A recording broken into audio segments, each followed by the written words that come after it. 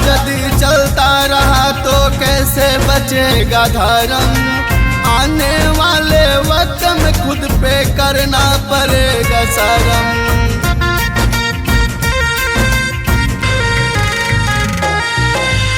ऐसा यदि चलता रहा तो कैसे बचेगा धर्म। आने वाले वक्त में खुद पे करना पड़ेगा शर्म।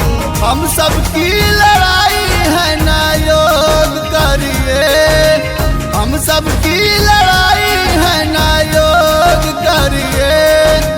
हिंदू राष्ट्र बनाने में सहयोग करिए, हिंदू राष्ट्र बनाने में सहयोग करिए।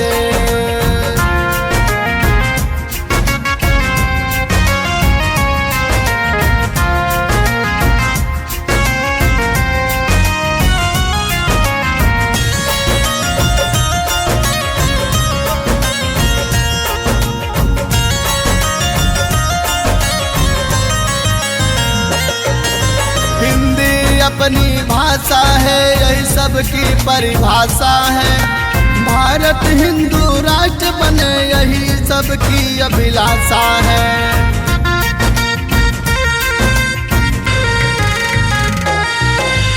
हिंदी अपनी भाषा है, यही सबकी परिभाषा है। भारत हिंदू राष्ट्र बने यही सबकी अभिलाषा है।